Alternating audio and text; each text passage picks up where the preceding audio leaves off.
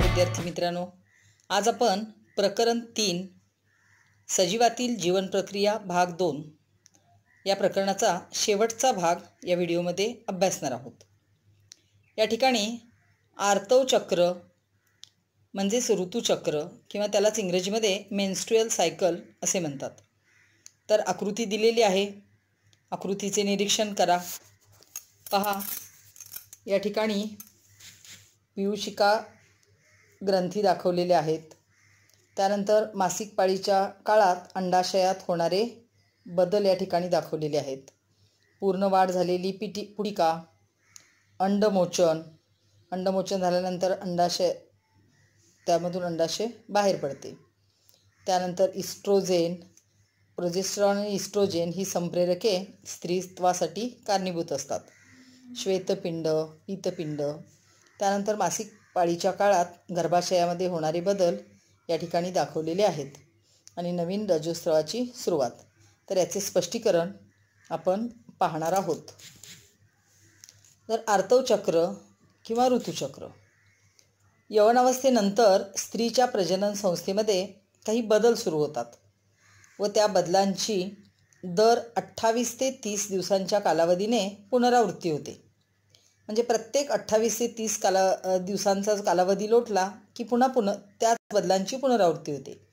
या पुनरावृत्तीने होणाऱ्या बदलांना आर्तव चक्र किंवा ऋतुचक्र असे म्हणतात। तर आर्तव चक्र म्हणजे काय किंवा ऋतुचक्र म्हणजे काय असा प्रश्न असेल तर त्याचे उत्तर काय येईल? यौवनावस्थेनंतर स्त्रीच्या प्रजनन संस्थेमध्ये काही बदल सुरू होतात व त्या बदलांची 28 ते 30 दिवसांच्या कालावधीने पुनरावृत्ती होते। या पुनरावृत्तीने होणाऱ्या बदलांना आर्तव चक्र किंवा ऋतुचक्र असे म्हणतात। आर्तव चक्र ही एक नैसर्गिक प्रक्रिया आहे। 4 संप्रेरकाद्वारे तिचे नियंत्रण होते। आता ती 4 संप्रेरके कोणती? पुटिका ग्रंथी संप्रेरक, त्यानंतर ल्युटिनायझिंग संप्रेरक, त्यालाच पित्तपिंडकारी संप्रेरक असेही म्हणतात, इस्ट्रोजेन आणि प्रोजेस्टेरॉन ही ती 4 संप्रेरके आहेत। पहा, आर्तव चक्र ही नैसर्गिक प्रक्रिया नियंत्रित करण्यासाठी 4 संप्रेरकाची आवश्यकता असते। तर ती कोणती? तर पुटिका ग्रंथी संप्रेरक, ल्युटिनायझिंग संप्रेरक, त्यालाच पित्तपिंडकारी संप्रेरक असेही म्हणतात, इस्ट्रोजेन व प्रोजेस्टेरॉन ही 4 संप्रेरके आर्तव चक्र किंवा ऋतुचक्राची नैसर्गिक प्रक्रिया नियंत्रित करत असतात। पुटिका ग्रंथी संप्रेरकाच्या प्रभावामुळे अंडाशयात असलेल्या असंख्य पुटिकांपैकी एका पुटिकेसह त्यातील अंडपेशीचा विकास होण्यास सुरुवात होते। पहा, प्रत्येक संप्रेरकाचं आपण कार्य पाहणार आहोत। पुटिका ग्रंथी संप्रेरकाच्या प्रभावामुळे काय होतं? तर अंडाशयात असलेल्या असंख्य पुटिकांपैकी, अंडाशयामध्ये असंख्य पुटिका असतात, असंख्य पुटिकांपैकी एका पुटिकेसह त्यातील अंडपेशीचा विकास होण्यास सुरुवात होते। ही विकसनशील पुटिका इस्ट्रोजेन संप्रेरक स्त्रवते। म्हणजे विकसनशील पुटिका स्त्रवण्याचं काम कोण करतं? तर इस्ट्रोजेन हे संप्रेरक करते। इस्ट्रोजेनच्या प्रभावाखाली गर्भाशयाच्या अंतःस्तराची वाढ पहिल्या ऋतुचक्राच्या वेळी किंवा पुनर्निर्मिती नंतरच्या सर्व ऋतुचक्रावेळी होते। पहा, इस्ट्रोजेन काय करते? तर विकसनशील पुटिका स्त्रवण्याचे काम करते आणि इस्ट्रोजेनच्या प्रभावाखाली गर्भाशयाच्या अंतःस्तराची वाढ ही पहिल्या ऋतुचक्रावेळी किंवा पुनर्निर्मिती म्हणजेच प्रत्येक ऋतुचक्राच्या वेळी झालेली आपल्याला पाहायला मिळते। दरम्यानच्या कालावधीमध्ये अंडाशयात वाढणाऱ्या पुटिकेची पूर्ण वाढ होते। पित्तपिंडकारी संप्रेरकाच्या प्रभावामुळे पूर्ण वाढ झालेली पुटिका फुटून त्यातील अंडपेशी अंडाशयाच्या बाहेर पडते। पहा, यालाच अंडमोचन असे म्हणतात, जे आपण आकृतीमध्ये पाहिले। अंडाशयामध्ये फुटलेल्या पुटिकेपासून पित्तपिंड तयार होते। हे पित्तपिंड प्रोजेस्टेरॉन संप्रेरक स्त्रवण्यास सुरुवात करते। प्रोजेस्टेरॉनच्या प्रभावाखाली गर्भाशयाच्या अंतस्तरातील ग्रंथी स्त्रवण्यास सुरुवात होते व असे अंतस्तर भ्रूणाच्या रोपणासाठी तयार होते. तुमच्या लक्षात आले असेलच, आर्तवचक्र किंवा ऋतुचक्र ही नैसर्गिक प्रक्रिया पुटिका ग्रंथी संप्रेरक, ल्युटिनायझिंग संप्रेरक म्हणजेच पीतपिंडकारी संप्रेरक, इस्ट्रोजेन व प्रोजेस्टेरॉन ही 4 संप्रेरके नियंत्रित करतात आणि या सर्वांच्यामुळेच अंतस्तर भ्रूणाच्या रोपणासाठी काय होते, तयार होते. अंडपेशीचे फलन 24 तासात जर झाले नाही तर पीतपिंड अकार्यक्षम होऊन त्याचे रूपांतर श्वेतपिंडात होते. पहा, 24 तासामध्ये जर अंडपेशीचे फलन झाले नाही तर पीतपिंड काय होते, अकार्यक्षम होते आणि त्याचे श्वेतपिंडामध्ये रूपांतर होते. यामुळे इस्ट्रोजेन व प्रोजेस्टेरॉन या दोन्ही संप्रेरकांचे स्त्रवणे पूर्णपणे काय होते, थांबते. आणि या संप्रेरकाच्या अभावामुळे गर्भाशयाचा अंतस्तराचा ऱ्हास पावण्यास सुरुवात होऊन त्या अंतस्तरातील ऊती आणि अफलित अंडपेशी योनी मार्गाद्वारे बाहेर टाकले जाते. याबरोबरच मोठ्या प्रमाणावर रक्तस्राव होतो. हा रक्तस्राव साधारणतः 5 दिवस सुरू राहतो. यालाच ऋतुस्राव किंवा मासिक पाळी असे संबोधतात. पहा, 24 तासामध्ये जर अंडपेशींचे फलन झाले नाही तर पीतपिंड अकार्यक्षम होते आणि त्याचे रूपांतर श्वेतपिंडामध्ये होते. पीतपिंडाचे रूपांतर श्वेतपिंडात झाले की इस्ट्रोजेन आणि प्रोजेस्टेरॉन या दोन्ही संप्रेरकाचे स्त्रवणे पूर्णपणे काय होते, थांबते. आणि मग इस्ट्रोजेन आणि प्रोजेस्टेरॉनच्या अभावामुळे गर्भाशयाच्या अंतस्तराचा ऱ्हास पावण्यास सुरुवात होऊन त्या अंतस्तरातील ऊती आणि अफलित अंडपेशी योनी मार्गाद्वारे शरीराच्या बाहेर टाकल्या जातात. याबरोबरच मोठ्या प्रमाणावर रक्तस्रावसुद्धा होतो. हा रक्तस्राव साधारणतः 5 दिवस सुरू राहतो आणि या प्रक्रियेलाच काय म्हणतात, ऋतुस्राव किंवा मासिक पाळी. या प्रक्रियेची जोपर्यंत अंडपेशीचे फलन होऊन तयार झालेल्या भ्रूणाचे रोपण होत नाही तोपर्यंत प्रत्येक महिन्यात पुनरावृत्ती होत राहते. पहा, जोपर्यंत अंडपेशीचे फलन होत नाही तोपर्यंत या प्रक्रियेची काय होते, पुनरावृत्ती होत राहते.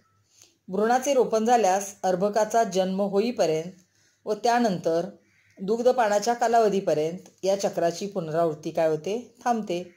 म्हणजे एकदा भ्रूणाचे रोपण झाले की बाळाचा जन्म होईपर्यंत किंवा जोपर्यंत बाळ मातेच्या दुधावरती बाळाचे संगोपन आहे तोपर्यंत या ऋतुस्रावाची किंवा मासिक पाळीची पुनरावृत्ती काय होते, थांबते. ऋतुचक्र ही एक नैसर्गिक प्रक्रिया असून त्यातील 4 ते 5 दिवसांचा रजस्रावाच्या कालावधीमध्ये स्त्रीला वेदना होतात. तसेच मोठ्या प्रमाणावर रक्तस्राव झाल्याने अशक्तपणासुद्धा जाणवतो. या काळामध्ये स्त्रीला संसर्गाचीही शक्यता असते. या सर्व कारणांमुळे या दिवसामध्ये विशेष वैयक्तिक स्वच्छतेबरोबरच विश्रांतीची सुद्धा गरज असते.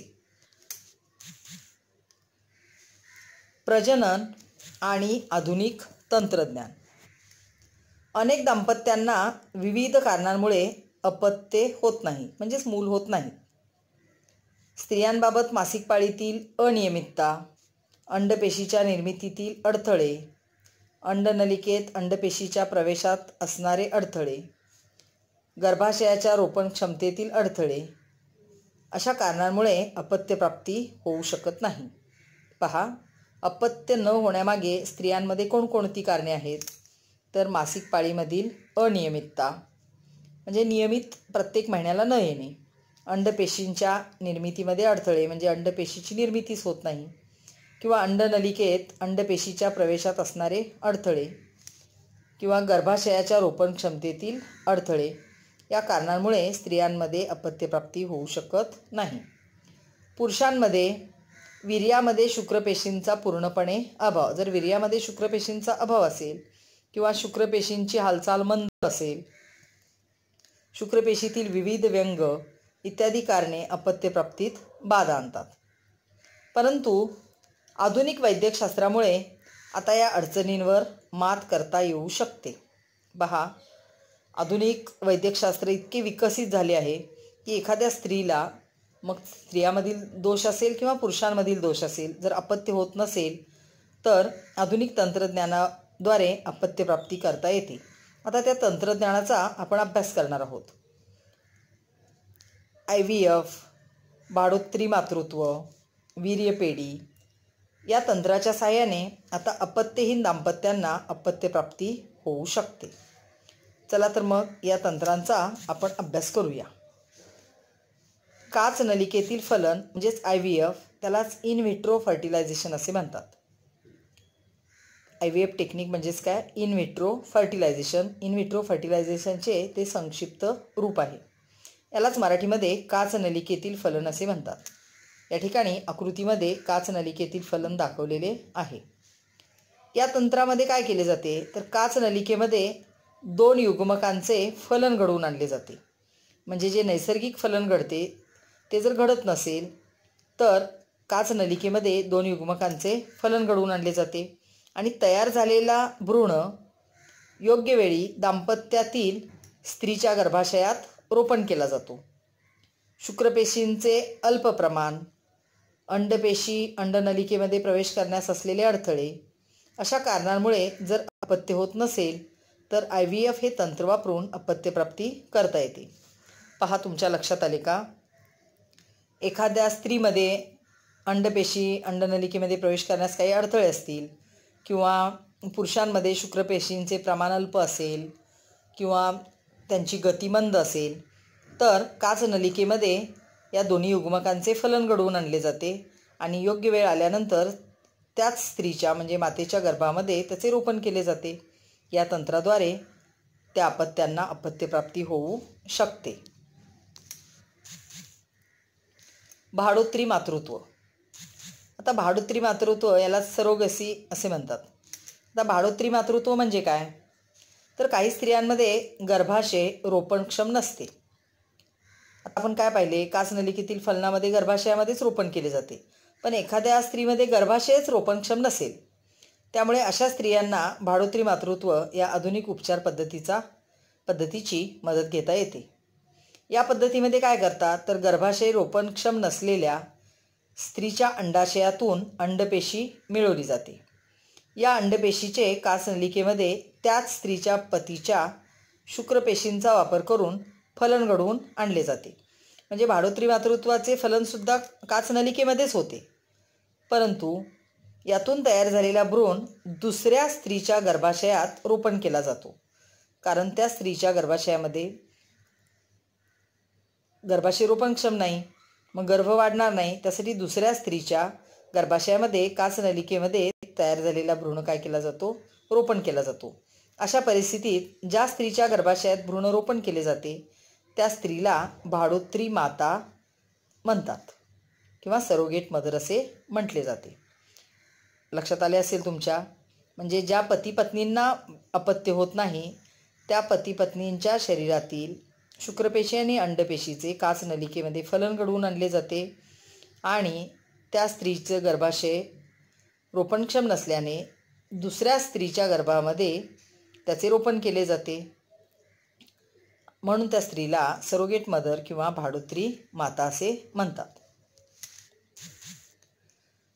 पुढील तंत्रज्ञान आहे वीर्यपेढी म्हणजे स्पर्म बँक किंवा सिमेन बँक. अनेक दाम्पत्यातील पुरुषांमध्ये शुक्राणू निर्मितीत वर नमूद केल्याप्रमाणे काही अडचणी असतात. म्हणजे शुक्राणू कमी प्रमाणात असतात किंवा अजिबात नसतात किंवा असतात पण वेग कमी असतो. अशा दाम्पत्याबाबतीत अपत्यप्राप्तीसाठी वीर्यपेढी ही एक नवीन संकल्पना पुढे आलेली आहे. रक्तपेढीसारखीच ही संकल्पना आहे. जसे आपण आपल्याला रक्ताची गरज भासली तर रक्तपेढीचा वापर करतो, त्या ठिकाणाहून रक्त घेऊन पेशंटला चढवतो. त्याप्रमाणे रक्तपेढीसारखी आता वीर्यपेढी ही संकल्पना पुढे आलेली आहे. वीर्यपेढीमध्ये इच्छुक पुरुषांच्या सर्वंकष शारीरिक आणि इतर तपासण्यानंतर त्यांनी स्खलित केलेले वीर्य साठवून ठेवले जाते. म्हणजे जे इच्छुक आहेत, जसे रक्तदान करण्यासाठी जे इच्छुक असतात त्यांचे रक्त घेऊन रक्तपेढीमध्ये संकलित करून ठेवले जाते किंवा साठवून ठेवले जाते. त्याप्रमाणे जे पुरुष सक्षम आहेत, शारीरिकदृष्ट्या सक्षम आहेत आणि ते इच्छुक आहेत त्यांचे वीर्य काय केले जाते वीर्यपेढीमध्ये स्खलित केलेले वीर्य साठवून ठेवले जाते. गरजवंत दाम्पत्याची इच्छा असेल तर या रेताचा वापर करून दाम्पत्यातील स्त्रीची अंडपेशी IVF तंत्राने फलित केली जाते आणि त्यातून तयार झालेल्या भ्रूणाचे संबंधित स्त्रीच्या गर्भाशयात रोपण केले जाते. कायद्यानुसार वीर्यदात्याचे नाव गुप्त ठेवले जाते. तुमच्या लक्षात आले का? एखाद्या पुरुषामध्ये जर शुक्राणू निर्मितीमध्ये काही अडचणी असतील तर वीर्यपेढीतील रेताचा वापर करून त्या स्त्रीची अंडपेशी आणि वीर्यपेढीतील रेत घेऊन IVF तंत्रज्ञानाने म्हणजेच काच नलिकेमध्ये त्याचे फलन घडवून आणले जाते आणि फलित झालेला भ्रूण त्या स्त्रीच्या गर्भाशयात त्याचे रोपण केले जाते. कायद्याने वीर्यदात्याचे नाव गुपित ठेवले जाते. त्यामुळे ते वीर्य कोणाचे आहे हे कोणाला कधीही समजत नाही. अशा रीतीने ज्या दाम्पत्यांना अपत्य होत नाही आणि ते अपत्यप्राप्तीसाठी इच्छुक असतात त्यांना या पद्धतींचा वापर करून अपत्यप्राप्ती होऊ शकते. जुळे म्हणजेच ट्विन्स. या ठिकाणी जुळ्या मुली 18 महिने वय आहे त्यांचे दाखवलेल्या आहेत. तर गर्भाशयामध्ये एकाच वेळी 2 भ्रूणांची वाढ होऊन 2 अपत्ये जन्मास येतात. अशा अपत्यांना जुळी अपत्ये म्हणतात. हे आपल्याला माहीत आहे. आता ही का अशी होतात ते आपण अभ्यासणार आहोत. अनेक दाम्पत्यांना जुळी अपत्ये होतात. जुळ्या अपत्यांचे मुख्य 2 प्रकार आहेत. त्यातला पहिला प्रकार एक युग्मजी जुळे आणि दुसरा द्वियुग्मजी जुळे. आता एक युग्मजी जुळी अपत्ये म्हणजे काय? तर एक युग्मजी जुळी अपत्ये एकाच युग्मनजापासून तयार होतात. म्हणजे युग्मनज एकच असतो परंतु त्यापासून जुळी अपत्ये तयार होतात. भ्रूणवाढीच्या अगदी सुरुवातीच्या काळामध्ये युग्मनज तयार झाल्यापासून 8 दिवसांच्या आत त्यातील पेशी अचानक 2 गटामध्ये काय होतात? विभागल्या जातात आणि मग त्या पेशी विभागल्याने हे भ्रूणपेशींचे दोन्ही गट वेगवेगळे भ्रूण म्हणून वाढू लागतात आणि पूर्ण वाढ होऊन एक युग्मजी जुळे जन्माला येतात. अशी जुळी अपत्ये जनुकीयदृष्ट्या तंतोतंत एकसारखी असतात. त्यामुळे ही अपत्ये दिसण्यास तंतोतंत सारखीच असतात व त्यांचे लिंग समान असते.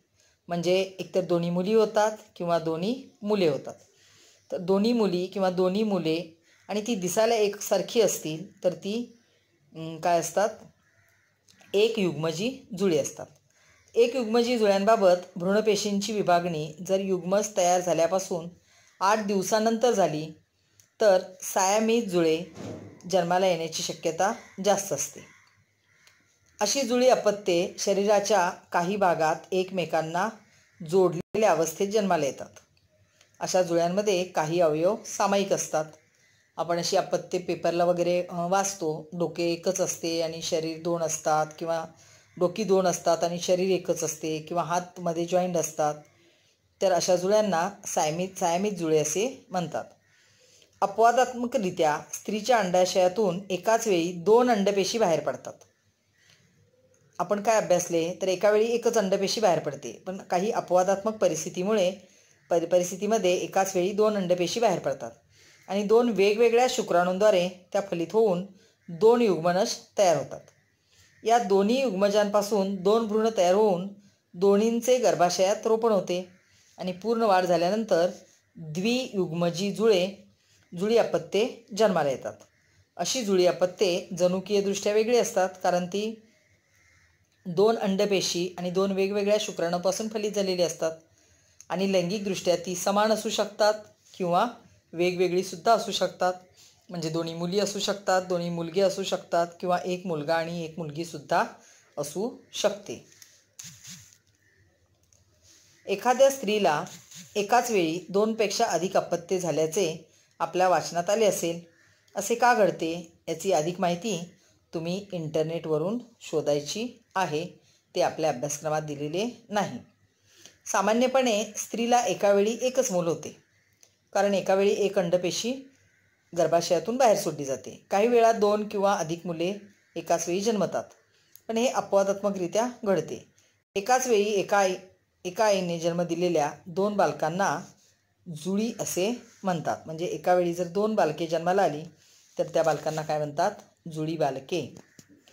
तर जुळी कशी जन्माला येतात ते आपण पाहूया. मासिक पाळीच्या प्रारंभानंतर 10व्या ते 18व्या दिवसाच्या मधल्या काळात स्त्रीच्या प्रजोत्पादक केंद्रियात एक अंड तयार होते. या काळात जर स्त्रीचा पुरुषाशी संबंध आला तर पुरुषाच्या शुक्राणूपैकी एक स्त्रीच्या बीजांडामध्ये शिरतात. हे एकत्र आले की फलन होते आणि स्त्री गरोदर राहते. परंतु काही वेळा गर्भधारणेनंतर अंड्याचे आपोआप 2 भागात विभाजन होते आणि हे दोन्ही भाग गर्भाशयात 2 गर्भ म्हणून विकसित होतात. त्याचा परिणाम त्या स्त्रीला एकाच वेळी 2 बाळं होतात. अशा प्रकारे झालेल्या या 2 बाळांच्या चेहऱ्यात आणि रूपात साम्य दिसते. त्याची बरीच लक्षणेही समान असतात. ही दोन्ही बालके दोघेही मुलगे किंवा दोघीही मुली असू शकतात. याचे कारण ही दोन्ही बालके एकाच अंडाणूपासून निर्माण होतात.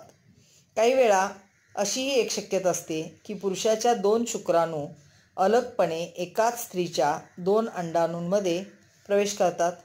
त्यातून गर्भाशयात 2 गर्भ विकसित होतात व ती स्त्री 2 बालकांना जन्म देते. अशा प्रकारे जन्मलेली 2 मुले एकमेकाहून भिन्न असतात. त्यांचे लिंग समान असू शकते अथवा त्यांचे लिंग भिन्नसुद्धा असू शकते. लैंगिक आजारांमध्ये आपण लैंगिक आजारांचा अभ्यास करणार आहोत. तर लैंगिक आजारांमध्ये सायफिलिस, गोनोरिया हे 2 आजार अत्यंत मोठ्या प्रमाणावर आढळतात. पहा, सायफिलिस आणि गोनोरिया हे 2 लैंगिक आजार आहेत आणि हे मोठ्या प्रमाणामध्ये आढळतात. हे दोन्ही आजार जीवाणूंमुळे होतात. शरीरावर गुप्तांगासहित इतर ठिकाणी चट्टे तयार होणे, पुरळ येणे, ताप येणे, सांधे सुजणे, केस गळणे इत्यादी लक्षणे सायफिलिस या आजारामध्ये आढळून येतात. गोनोरिया या आजारामध्ये लघवी करताना आग व वेदना होणे, शिश्न व योनीमार्फत पू किंवा रक्तस्राव होणे, मूत्रमार्ग, गुदाशय, घसा, डोळे या अवयवांना सूज येणे अशी लक्षणे आपल्याला या लैंगिक आजारांमध्ये दिसून येतात. तर यासाठी लैंगिक आरोग्य कसे राखायचे? तर शारीरिक, मानसिक आणि सामाजिकदृष्ट्या व्यक्तीची सुस्थिती असण्याला आपण आरोग्य असे म्हणतो. शारीरिक, मानसिक आणि सामाजिकदृष्ट्या व्यक्तीची सुस्थिती असणे यालाच आपण काय म्हणतो? आरोग्य. मग चांगले आरोग्य किंवा आरोग्य बिघडणे वगैरे वगैरे असे बोलले जाते. वेगवेगळ्या सामाजिक प्रथा, रूढी, परंपरा, अज्ञान, संकोच या आणि इतर कारणांमुळे आपल्या देशात लैंगिक आरोग्याविषयी फारशी जागरूकता दिसत नाही किंवा विशेषतः स्त्रियांच्या लैंगिक आरोग्याविषयी अनास्था दिसून येते. म्हणजे स्त्रिया विशेषतः काही सांगत नाहीत किंवा सांगितले तरी त्याच्याकडे दुर्लक्ष केले जाते. स्त्रीला येणाऱ्या मासिक पाळीचा संबंध तिच्या लैंगिक आणि एकूणच संपूर्ण आरोग्याशी असतो. आजच्या काळात स्त्रिया पुरुषांच्या बरोबरीने काम करतात. त्यामुळे त्यांना दिवसभर घराबाहेर राहावे लागते. मासिक पाळीच्या वेळी रक्तस्राव होत असतो. त्यामुळे गुप्तांगांची वेळोवेळी स्वच्छता राखणे आवश्यक असते, अन्यथा लैंगिक आरोग्याच्या समस्या निर्माण होतात. पुरुषांमध्ये लैंगिक आरोग्याच्या काही समस्या उद्भवू शकतात. त्या टाळण्यासाठी गुप्तांगांची वेळोवेळी स्वच्छता राखणे अत्यंत आवश्यक आहे. अगदी थोडक्यात सांगायचे झाले तर आपले लैंगिक आरोग्य चांगले राहावे, कोणतेही आपल्याला लैंगिक आजार होऊ नये त्यासाठी आपल्या शरीराची आणि गुप्तांगांची स्वच्छता करणे अत्यंत महत्त्वाचे आहे. लोकसंख्येचा विस्फोट. तर लोकसंख्येचा विस्फोट हे आपल्याला माहीत आहेच. तुम्ही भूगोलमध्येही लोकसंख्येचा विस्फोट अभ्यासला असेल.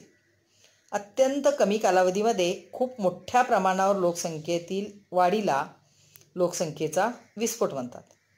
सोबत दिलेल्या तक्त्यावरून तुमच्या लक्षात आले असेलच की भारताची लोकसंख्या किती झपाट्याने वाढत आहे. या ठिकाणी तक्ता दिलेला आहे. या परिस्थितीमुळे आपल्याला वाढती बेरोजगारी, दरडोई उत्पन्न आणि कर्ज, नैसर्गिक साधनसंपत्तीवरील ताण अशा अनेक समस्यांना सामोरे जावे लागत आहे. या समस्यांवर एकच उपाय आहे आणि तो म्हणजे लोकसंख्या नियंत्रण. यासाठी कुटुंब नियोजनाची आवश्यकता आहे. आजकाल एकच मूल जन्माला घालून जोपासण्याचा कल अनेक जोडप्यांमध्ये दिसून येतो. हा कल जर जोपासला गेला तर आपोआपच लोकसंख्या नियंत्रणात येईल, म्हणजे लोकसंख्येचा विस्फोट होणार नाही आणि लोकसंख्येवर नियंत्रण आल्याने आपल्या बऱ्याच समस्या दूर होतील.